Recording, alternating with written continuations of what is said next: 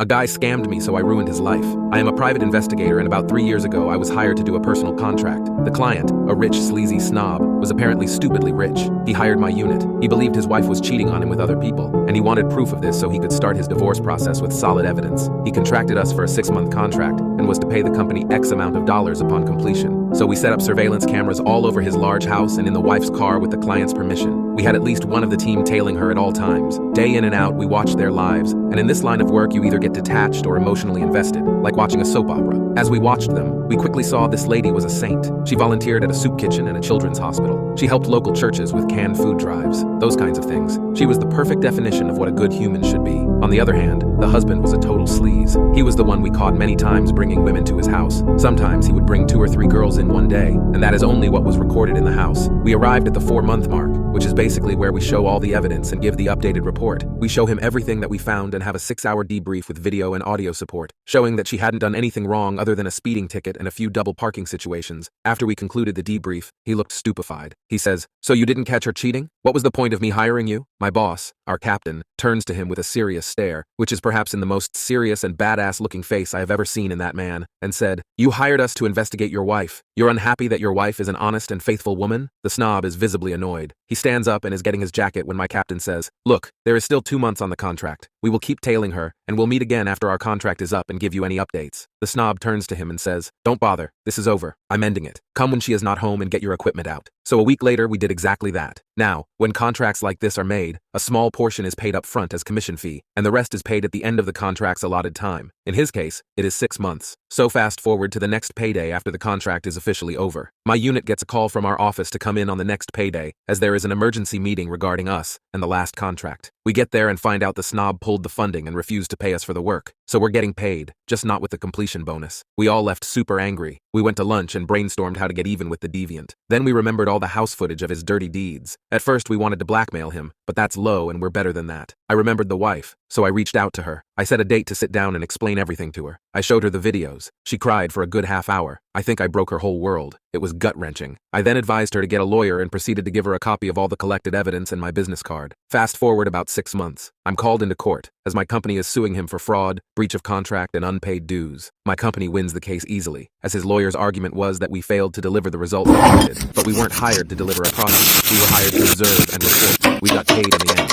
I was contacted as I was leaving the courthouse by the wife who thanked me for all the evidence. She got a divorce. Because of all the evidence I gave her, she got almost everything. His huge house, those cars, and a huge cash sum. We coincidentally bumped into each other again about 6 months later in the local mall. We caught up over coffee and we are currently dating. It's so comforting to know you can trust someone.